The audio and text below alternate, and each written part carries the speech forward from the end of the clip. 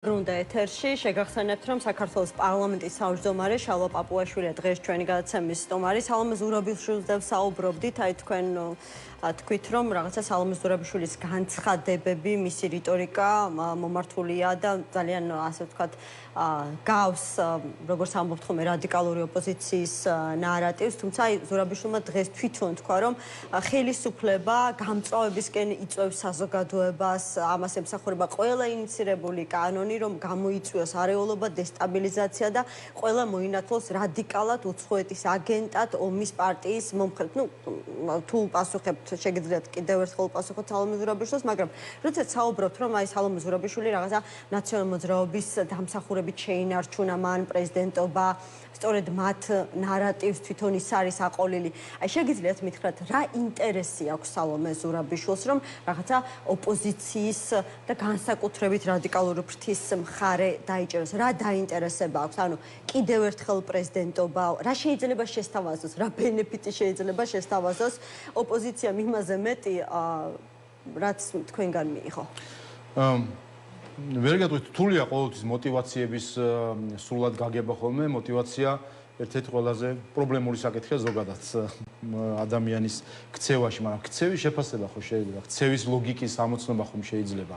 როდესაც ქალბატონი სალომე შემდეგ უკვე უცხოელი აქტორების აღიარებით, უცხოეთიდან ზეწოლით შეიწყალა ნიკა გვარამია, რომელზეც ახლა უკვე სტრასბურგიდან გავიგეთ, რომ ტყუილი იყო მთელი ეს კამპანია, რომელშიც ჩართული იყვნენ მათ შორის ელჩები, NGO-ები, ყოფილი სახალხო დამცველი და საბოლოო ჯამში სალომე ზურაბიშვილმა შეიწყალა ნიკა გვარამია და ამას ადამიანის რეპუტაციას წირავდნენ, გულისხმობ მოსამართლეს, რომელიც გვარამიას საქმეზე იყო, მისი ოჯახის წევრის ჯანმრთელობის ფასად დაჯდა ეს ყველაფერი.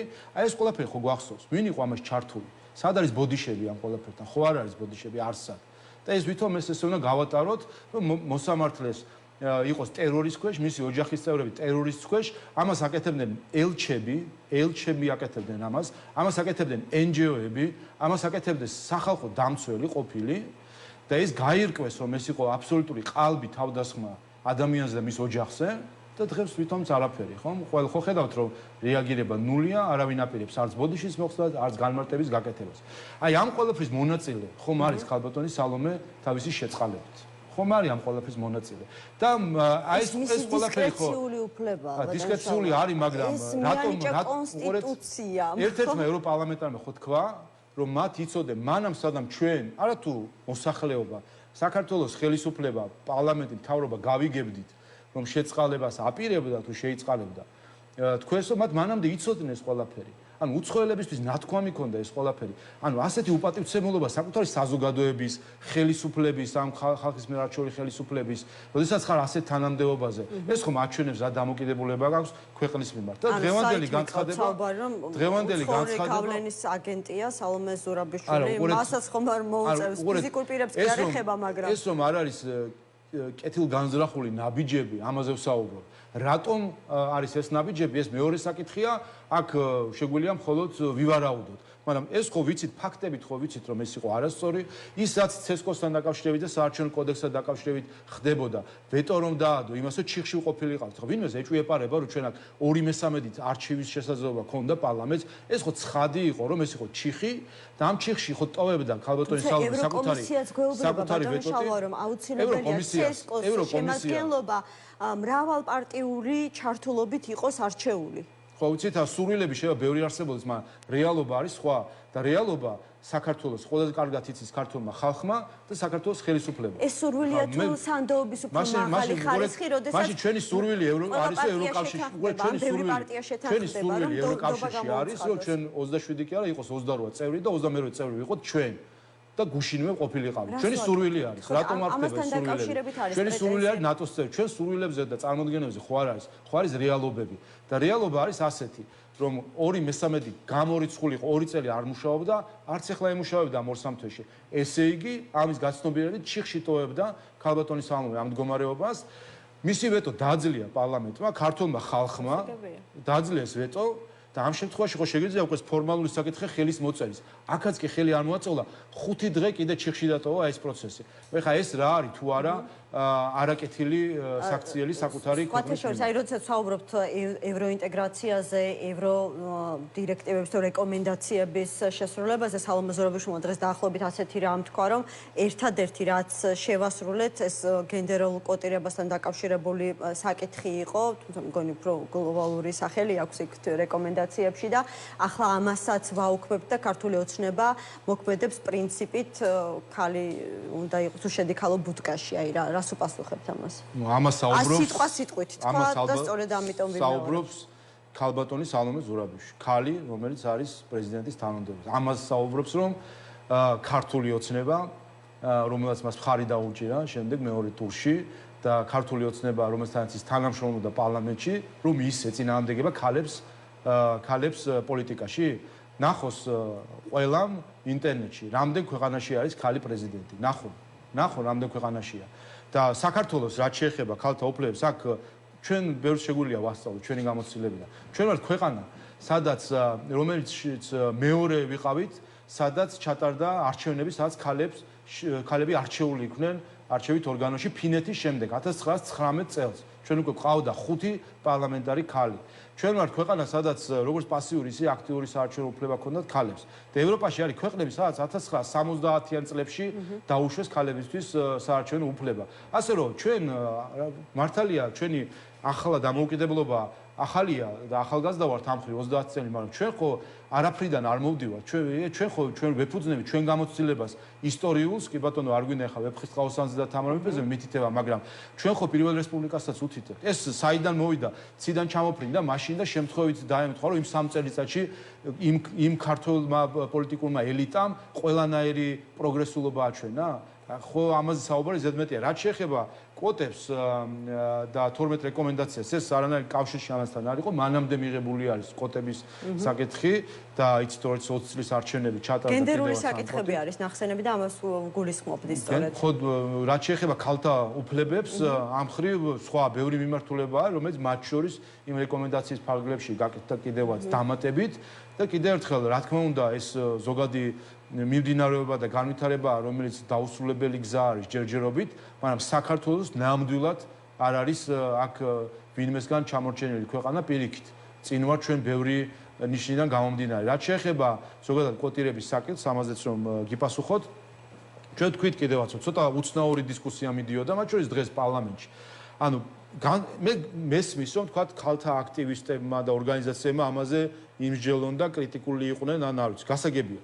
მაგრამ მე ვერ ხვდები პოლიტიკური პარტიების დამოკიდებულებას ამ საკითხის მიმართ. ანუ რა გამოდის, რომ ოპოზიცია, ვინც ამას აკრიტიკებს, იმიტომ არის, ასე ვთქვათ, იმედ გაცრუებული, რომ მათ არ ექნებათ ვალდებულება, ან უნდათო ჩვენ ვაიძულოთ კანონით, რომ რაღაც პროპორციები დაიცვას საარჩევნოზე.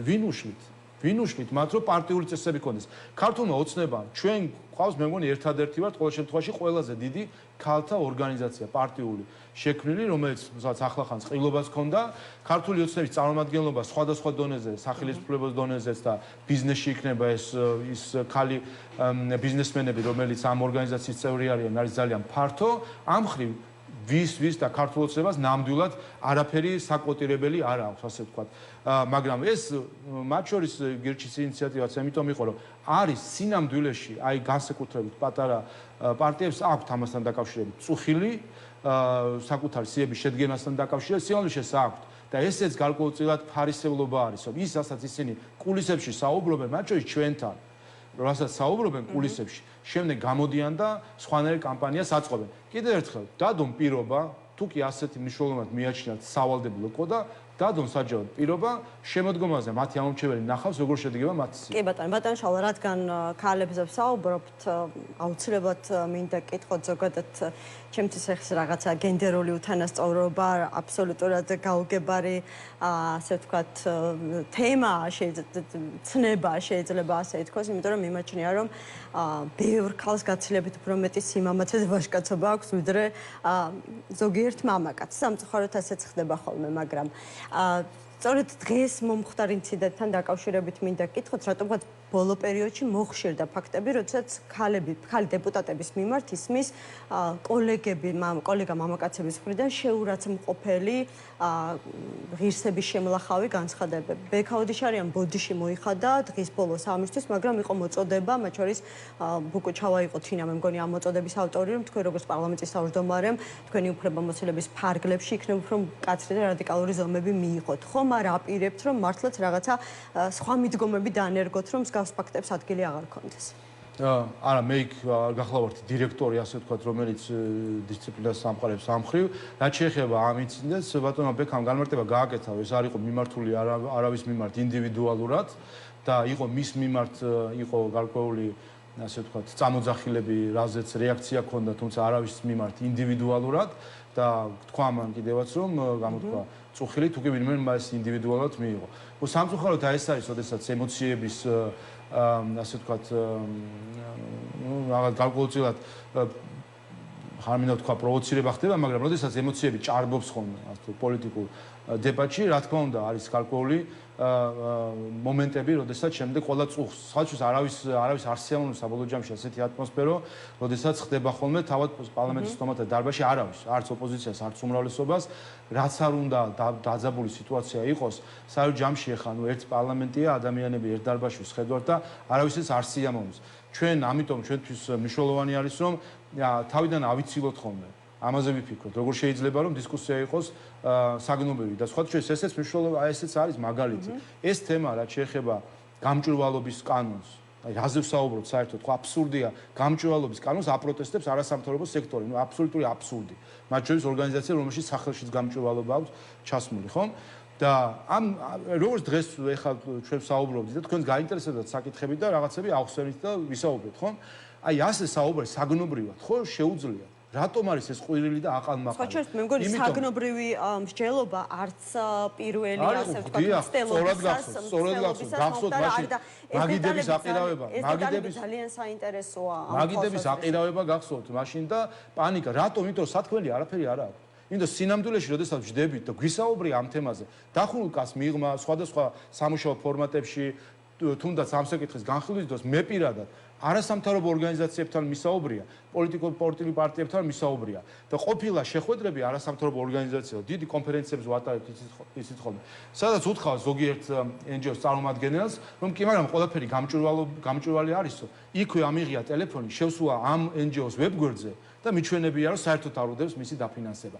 აი ასეთი როგორ არის, ასე ადვილად ფაქტობრივად რაც ხდება აი სწორედ აი ამ დისკუსიის არ დაშვებით არის ის რომ არის სურვილი გააჩუმონ პარლამენტი. წარმოგიდგენიათ გვაქვს აი რა აბსურდამდე ვართ მისული. ქართველი ხალხი ირჩევს მის ყველაზე მაღალ წარმომადგენლობით ორგანოს პარლამენტს, რომელიც არის ერთადერთი უფლებამოსილი ორგანო კანონების მიღების და წესების დადგენის.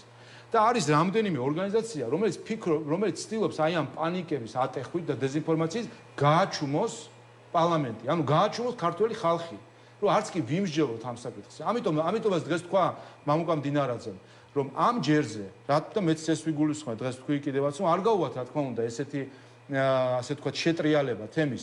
ყველამ ნება იბოძოს, იქნება სამი მოსმენა, მოვიდნენ არგუმენტებით. ჩვენ გვაქვს არგუმენტები, მათ შორის ფაქტები გვაქვს, როგორ ხდება ფარული დაფინანსება ექსტრემისტული ჯგუფების თუ რადიკალური ჯგუფების თუ პოლიტიკური პარტიების. გითხარით წეგან პოლიტიკური პარტიები, გითხარით დროა. არა, ექსტრემისტული ჯგუფები აქვს. უყურეთ, სირცხვილიას და ევროპულ საქართველოს მათ შორის ერთად ქონდათ კამპანია, სადაც ქონდათ პლაკატი, რომელზეც გამოსახული იყო მოლოტოვის კოქტეილი უკრაინის დროშის ფერებში რატომღაც, წარწერით მე ვესროლე. ანუ ეს იყო კამპანია რომ იმ ადგილას, ვინც რო ყოფილიყავი მე, ვინც ისროლა, იმ ადგილას მე რო ყოფილიყავი, მეც ვისროდი. ანუ ღირსი იყო სროლის, ანუ ღირსია ადამიანი, რომ დაწვა ის. აი ეს კამპანია იყო და ერთ-ერთი ევროპარლამენტარი ამ აქციაზე იდგა იქ და ესეთი ფოტო გადაიღო, რომ ხარს უჭერ ამ ყველაფერს.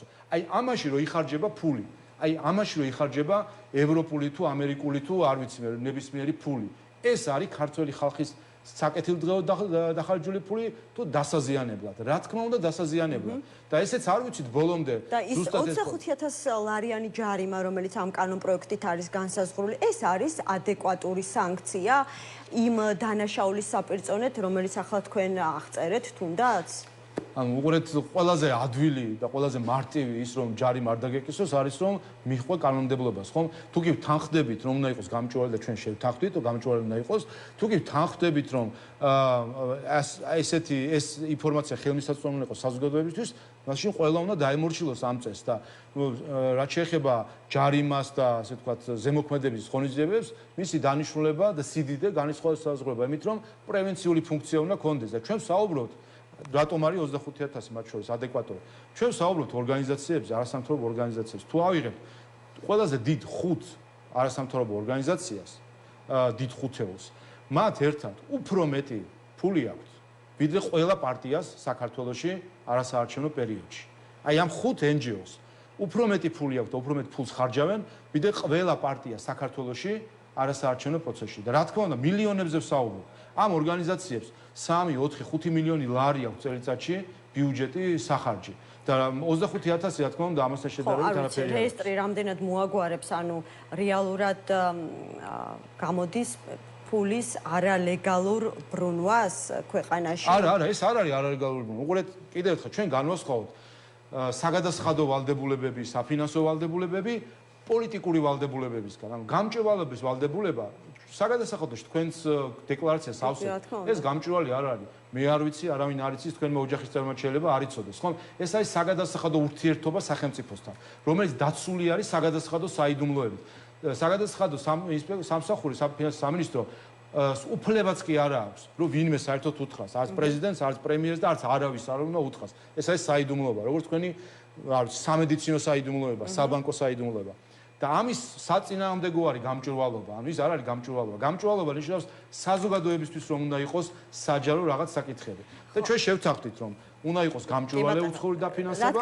ამიტომ ეხა შეგვიძლია ერთად კი ბატონო, რადგან დაუბრუნდით, ხო, რადგან დაუბრუნდით ამ საკითხს, რამდენიმე კიდევ საინტერესო დეტალი, ანუ თქვენ მეუბნებით თუ კი არასამთავრობო ორგანიზაციები მოკლედ დაადეკლარირებენ თავის საქმიანობას და გაწერენ, რომ მაგალითად აი ეხლაც გვინახავს ხომ ზოგს უწერია მიზნებში, რომ დონორებისგან მოპოვებული ფული იხარჯება რაღაცა ბავშვთა უფლებების დაცვაში, ქალთა ორგანიზაციების განვითარებაში. ან თქვენ წარმოგიდგენიათ, რომ ვიღაცა დაწერს, რომ მე ამ ფულით მოვამზადებ ექსტრემისტულ ორგანიზაციებს იმ შემთხვევაში, თუ კი მასობრივი პროტესტი მოეწყობა, როგორ უნდა გაუწიონ წინააღმდეგობა სამართალდამცავებს? რა თქმა უნდა, მაგრამ უყურეთ გამჭვირვალობას თავის მიზანი. რატომ არის ჩემი ქონების დეკლარაცია საჯარო? რატომ არის თქვენი მედიის დეკლარაცია კომუნიკაციის კომისიაში? ეს არის რაღაც ინფორმაცია, რომელიც საზოგადოებამ შეიძლება ნახოს და თავის დასკვნები გამოიტანოს. სად მიიყვანს ეს ინფორმაცია ჟურნალისტს საზოგადოებას ეს უკვე სხვა საკითხი არის, რისთვის გამოიყენებს ამ ყველაფერს, მაგრამ საქმე იმაშია რომ იყოს გამჭვირვალე. კიდევ ერთხელ არიან ორგანიზაციები, არასამთავრობო ორგანიზაციები, რომელსაც საკმაოდ გამჭვირვალედ აქვთ ეს ყველაფერი.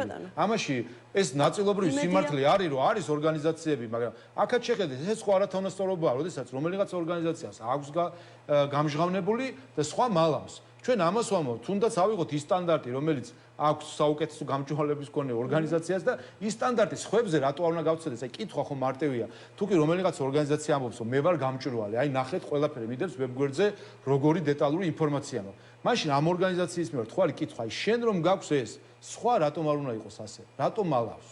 ხო, ეს რა თქმა უნდა არ არის სივრცე საგნობრივი განხილვებისთვის, მაგრამ რადგან მაქვს რამდენიმე შეკითხვა და უფრო ასე ვთქვათ დეტალებში ჩავუღრმავდი ამ კანონპროექტს, მაინც მინდა თქვენგან მივიღო ამასთან დაკავშირებით პასუხები. ერთი რომ მაგალითად აი მონიტორინგის განხორციელების მიზნით საქართველოს იუსტიციის სამინისტროს შესაბამის უფლებამოსილ პირს უფლება აქვს კანონის შესაბამისად მოიძიოს საჭირო ინფორმაცია, მათ შორის პერსონალური მონაცემით. ესეც ძალიან ბევრ არასამთავრობო ორგანიზაციას აფიქრებს, რომ რამდენად შორს შეიძლება წავიდეს დაინტერესების შემთხვევაში იუსტიციის სამინისტრო. ხო, ეგ საუბარი მაგალითად როგორ შემთხვევაში. მაგალითად არის რომელიღაც ორგანიზაცია, რომელზეც საჯარო მაგალითად აი დროა.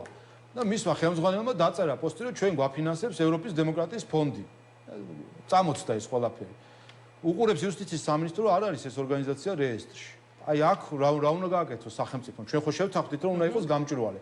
აღმოჩნდა, რომ არის ეჭვირო რახან თვითონ თქვა, ესე იგი ან ინფორმაცია არსებობს, რომ აქვს ეს დაფინანსება, ჩვენ რახან სახელმწიფოს დავავალეთ, რომ ეს იყოს გამჭვირვალე, სახელმწიფომ უნდა კონდეს საშუალება მივიდეს და უთხრას, გთხოვთ წარმოადგინოთ თქვენი დოკუმენტაცია, მაგრამ გაქვთ თუ არ გაქვთ. რა თქმა უნდა, ეს ჩვენი ინსტრუმენტია, მოქალაქეების ინსტრუმენტი, რომ არ დაგვიმალოს არავინ ეს ინფორმაცია. კიდევ ერთხელ, ეს კანონი სულ არის 6 გვერდი, 11 მუხლი.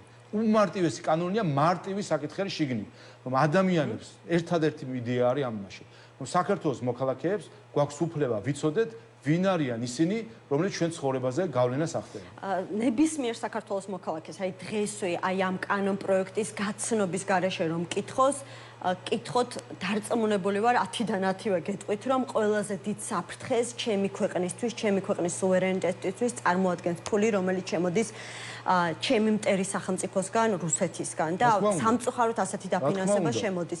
ხომ არ ჯობია რომ ამას უფრო მივხედოთ, რუსული კაპიტალი შემოდის თუ არა, რაში იხარჯება, რა მიზნებით შემოდის, რას ხმარდება, ვიდრე დაუშვათ მოვითხოვოთ მაქსიმალური გამჭვირვალობა იმ ქვეყნებისგან, რომლებიც არიან ჩვენი ქვეყნის დამოუკიდებლობის და სუვერენიტეტის სადარაჯოზე, აგერ უკვე 30 წელია და იმ ქვეყნებისგან, რომლებიც მათ შორის ფინანსური დახმარებით ცდილობენ ჩვენს ქვეყანაში დემოკრატიის განვითარებას და მომავალში უკვე უზრუნველყოფას იმისათვის, რომ ჩვენ კანდიდატობიდან ევროკავშირის წევრი სახელმწიფო გავხდეთ. რა თქმა უნდა, ეს უპირველესი საფრთხე არის და რა თქმა უნდა, მასაც ეხება და უფრო მეტიც. ეს არა მხოლოდ პოლიტიკურ გავლენებს ეხება, ეს ეხება ასევე ეკონომიკურ გავლენებს. და აქაც საქართველოს მიმართ საკმაოდ ბევრი ინტერესი არსებობს. თქვენ გახსოვთ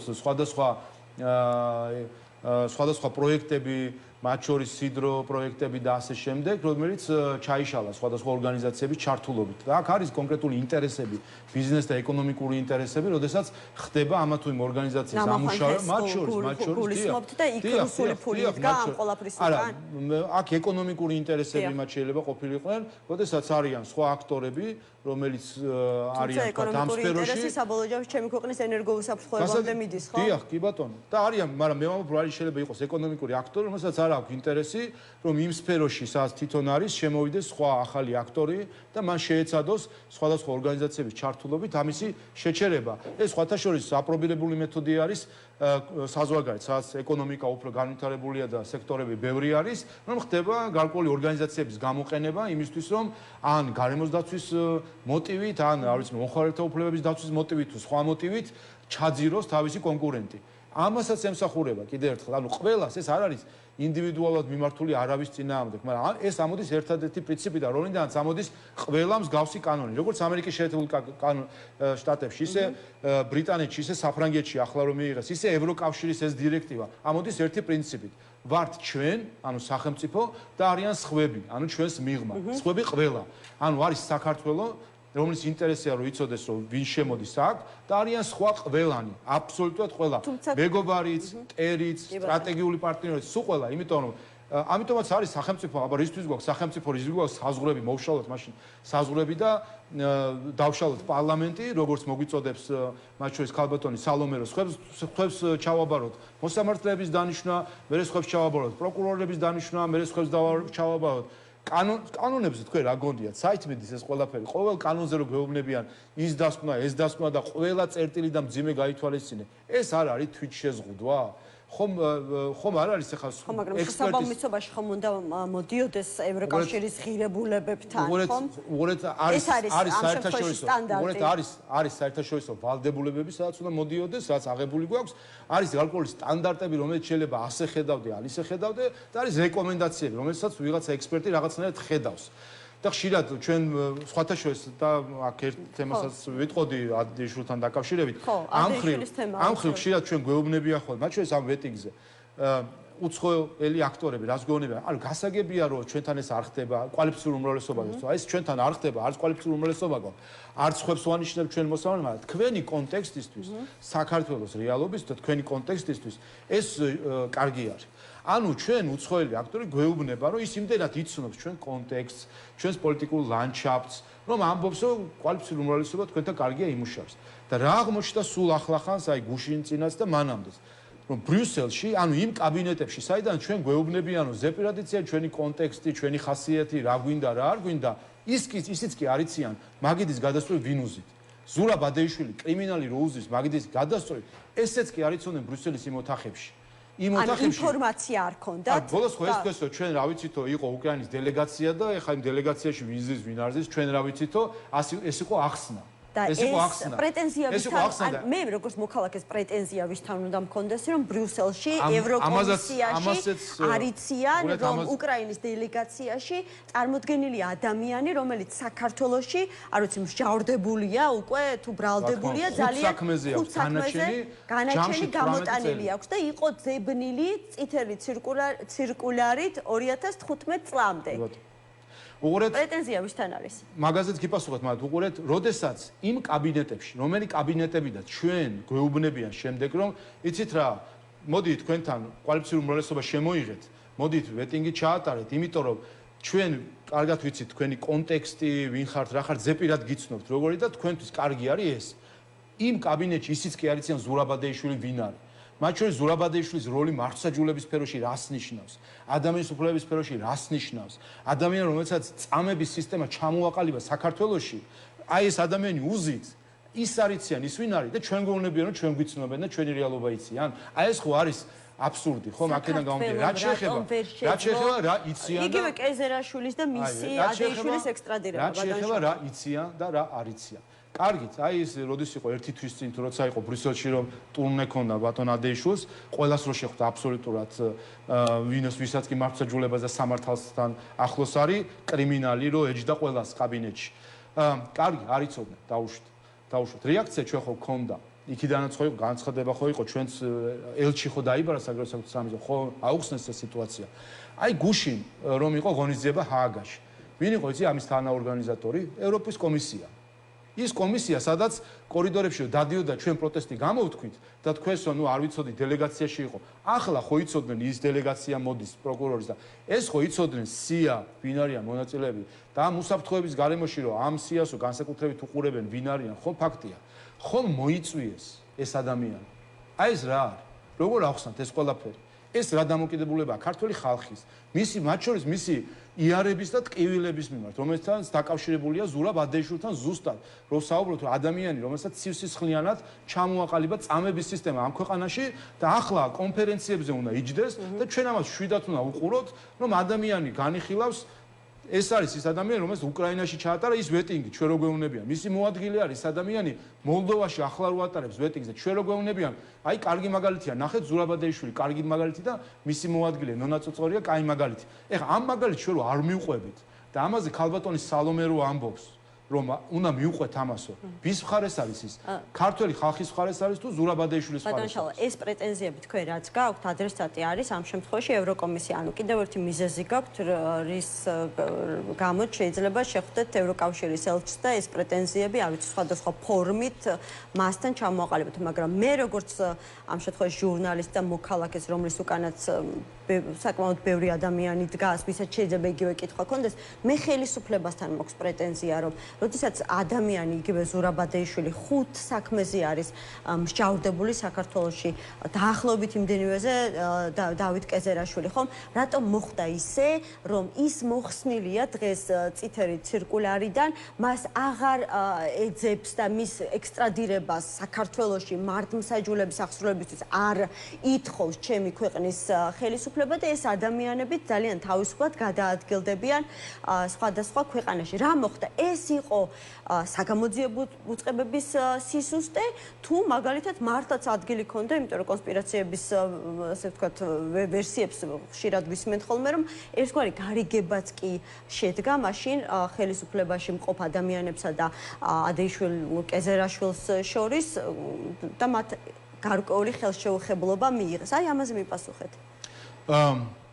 არა თუ ადეიშვილი, მიხეილ სააკაშვილი დღესაც არის უკრაინის პრეზიდენტის რეფორმების საბჭოს თავმჯდომარე. და გახსოვთ თქვენ რომ არა მისი შემოპარვა აქ და ის რომ შემდეგ აღმოჩენა საჯავხსვრის დაწესებულებაში ის დღესაც იქნებოდა უკრაინაში და იქიდან იქნებოდა ორგანიზატორი აქ არეულობის. რა სხვა რამეს აკეთებდა უკრაინიდან თუ აღარ გვახსოვს როგორ ერთვებოდა ყოველ მეორე დღეს საქართველოს ტელევიზიაში უკრაინის მოქალაქე და უკრაინის საჯარო მოხელე და მაღალჩინოსანი. როგორ იყო ჩართული საქართველოში სიტუაციის არევის. იცით რომ რატო იცით რატო სასამართლო პროცესში ხო და იცით რატო საკეთებენ ამ შემთხვევაში და რა არის მნიშვნელოვანი აი ამ შემთხვევაში საზოგადოებაც უნდა ამას მიაქციოს ყურადღება. ჩვენ რასაც უყურებთ არის მცდელობა ყოველთვის რომ წარმოაჩი შექმნა აღქმა თითქოს საქართველოში საზოგადოებაში არის ორი აზრი და საზოგადოება გახლეჩილია მიხეილ სააკაშვილი დამნაშავეა თუ არა, ზურაბ ადეიშვილი დამნაშავეა თუ არა, რა ვიცი მე, სხვა საქმეები, რუსთავი ორი საქმეზე წაართვეს იყო ეს პოლიტიკური თუ არ იყო. ყოველ ჯერზე პროპაგანდისტული დეზინფორმაციული მეთოდით, რომელშიც ჩართული იყო სხვადასხვა აქტორები, მათ შორის ყოფილი სახალხო დამცველი იყო ამაში ჩართული, არასამთავრობო ორგანიზაციები იყვნენ ამაში ჩართული, ნაციონალური მოძრაობა, მათი უცხოელი მეგობრები ამაში ჩართული, ევროპარლამენტის რეზოლუციები გვახსოვს, სადაც შიგნით დეზინფორმაცია ეწოდა, ხომ? ამისი აღქმა, რომ თითქოს არის რაღაცა ორი აზრი, შეიძლება ეს პოლიტიკური მოტივაცია, ამით მისცენ საბაბი უცხოეთში ვიღაცებს, რომ თქვენ ვიცით რა, ეს არ არის თლაც ცხადი საკითხი ზურაბ ადეიშვილი რამდენად დამნაშავე არის თუ არ არის. და ყოველ ჯერზე ამას აკეთებენ, ყველგან ეს გააკეთეს. რუსთავი ორი საქმეზე, ნიკა მელიას საქმეზე, ნიკა გვარამიას საქმეზე, სააკაშვილის საქმეზე, ყველგან ეს გააკეთეს, რომ მათი მედიის უცხოელი დამხმარე პარტნიორების და მფარველების, ადგილობრივი პარტნიორი NGO-ების მეშვეობით და ასე შემდეგ აკეთებდნენ იმას, რომ თითქოს ეს აქ არის ორი აზრი, ბოლოს სტრასბურგის სასამართლო უსვამდა ყველას წერტილს. რომ ამბობდა რომ არანაირი პოლიტიკური მოტივაცია რუსთავი ორი საქმეზე, სადაც 5 წელი ლანძღეს ქართველი მოსამართლეების სამივე ინსტანციაზე. 5 წელი ელჩებმაც, NGO-ებმაც, სახალხო დამცველმაც, ყველამ, ვინც გვეუბნებოდა რომ ჩვენ თქვენ სასიკეთოდ ვიქცევით, აღმოჩნდა რომ ტყუილ უბრალოდ ტერორში ამყოფეს ქართველი მოსამართლეები. რა აღმოჩნდა? რომ ესენი იყვნენ მართლები, ქართული მართლმსაჯულება იყო მართალი და ყველა ეს აქტორი იყო მტყუანი. ბოდიში მოიხადა ვინმე? წუხილი გამოთქვა ვინმე? ის მაინც თქვა რომ შეგვეშალა, აღარ შეგვეშლება. კარგი, აღარ ვიზავთ. შემდეგ ხო იგივე გააკეთეს. ნიკა მელიას საქმე სხვა რამე იყო? მისთვის ბორკილების დადებაზე ერთი ამბავი რო იყო ატეხილი და ეს პოლიტიკური მოტივაცია. ხო, სტრასბურგის სასამართლოს გააწოდე, ახლა გამოვიდა, რომ ყველაფერი სწორი იყო. სად არის ბოდიშები, სად არის წუხილი? მიხეილ სააკაშვილზე გახსოვთ ევროკავშირის წევრი ქვეყნების ელჩების დემარშით მივიდნენ იუსტიციის მინისტრთან, რომ მიხეილ სააკაშვილი კვდება და წამება და ასე შემდეგ. სად არის საფუძველი? აღმოჩნდა ეს ტყუილი საფუძველი? და იყო თუ არა ეს მაშინ მიზეზი მღელვარების ინსპირაციისა საქართველოს თითქოს და მათ შორის საზღვარგარეთაც, რომ თითქოს ვიღაცა წამლავს და დემენცია დამართეს მიხეილს. წარმოგიდგენიათ რა დონის დეზინფორმაცია არის. დემენცია დაემართა ადამიანსო და ეხლა ამბობენ დემენციისგან განიკურნა ადამიანიო, უკურნებელი სერისგან განიკურნა. სად არის ბოდიში, სად არის წუხილი? და იცით რატომ არ არის? იმიტომ რომ ჯერ კიდევ საზოგადოების ნაწილს ან ეჭვში აყენებენ, როგორც ამ კანონთან დაკავშირებით, თუ აქ რამე ხო არ არის შემთხვევით. ეჭვში აყენებენ, იმიტომ რომ აბნევენ. პროპაგანდის მიზანი რა არის? მაგიტომაც რაღაცაში დარწმუნება კი არა, დაბნეულობის შეტანა, გაურკვევლობის შეტანა, იმიტომ რომ დაბნეული სუბიექტი ადამიანი ადულად მოწყვლადია შემდეგ სხვა დეზინფორმაციისთვის და ამას ახერხებენ. ამიტომ სინამდვილეში ეხა გამოწვევა რაც არის ქართული საზოგადოების, რომ არ დაუშვათ, რომ მოხდეს შეძლონ იგივე რაც შარშან შეძლეს. რომ შარშან ჩაახშეს დისკუსია, შარშან გააჩუმეს ქართველი ხალხი და იყვირეს თვითონ. და გააჩუმეს ქართველი ხალხის ნება. დღესვე მოვისმინეთ უკვე მოწოდებები აქციებისკენ, პროტესტისკენ, სხვა შეესაბამება რომ იმიტომ არ შედის დაჩქარებული წესით განსახილველად პარლამენტში, რომ რაღაცნაირად ემთხვევა ევროპის ჩემპიონატს ფეხბურთში. ტყუილიც არის და უცოდინრობაც, იმიტომ რომ ახალი კანონის დაჩქარებული წესით განხილვა შეუძლებელია. ეს ეწინააღმდეგება რეგლამენტს, ანუ ახალ კანონს ეს არ არის ცვლილება. ახალი კანონი დაჩქარებული წესით არ შეიძლება იქნას განხილული. ანუ ეს ისე ტყუილია. აი სწორედ ეს არის, მათ სურთ რომ ყვირილით ჩაახშონ საღი აზრი. შარშან ეს ნაწილობრივ მათ შეძლეს და მოგაუწიეთ ჩვენ ანგარიში იმას, რომ მათ შეძლეს ნაწილობრივ ჯგუფში, არა საზოგადოებაში, მაგრამ იმ ჯგუფში, რომელიც მოტივირებული იყო ქმედებებისკენ, საღი აზრის ჩახსობა. წელს ქართული საზოგადოების სიმწიფის ტესტი იქნება მათ შორის, რომ ყვირილს არ ჩავახშობინოთ საღი აზრი. და მეორე საკითხი. მათ შორის აი ამ დღევანდელმა ამ ყვირილმა დეზინფორმაციამ კიდევ ერთხელ დაგვანახა, თუ რა მნიშვნელობა აქვს ოქტომბრის არჩევნებს. გვანახა ზუსტად და გაავლო მათ შორის ქალბატონმა სალომეც დავინახეთ ჩვენ, ხო? გვანახა ზუსტად, რომ ქართული საზოგადოება სად არის ზღვარი საქართველოს ინტერესებსა და იმ ინტერესებს შორის, რომელიც არის საწინააღმდეგო ქართული ხალხის ინტერესებისა. ზუსტად ეს დაგვანახა დღეს და დაგვანახა თუ რა მნიშვნელობა აქვს ოქტომბრის არჩევნებს, რომ ქართულმა ხალხმა ამათ კი არ მისცეს საშუალება საკუთარ თავის მანიპულაციით, არ მისცეს საშუალება რომ ყვირილით ჩაახშონ მათში საღი აზრი. არამედ მოვიდნენ და მხარი დაუჭირონ ქართულ ოცნებას და მოგცენ ჩვენ კონსტიტუციურ უმრავლესობა. ვინაიდან ეს იქნება ყველაზე გადამწყვეტი პასუხი მათთვის, ვინც დღეს აი ამ ანტიქართულ ყვირილის კამპანიას ტეხდა და ცდილობდა ყვირილით ჩაეხშო საღი აზრში.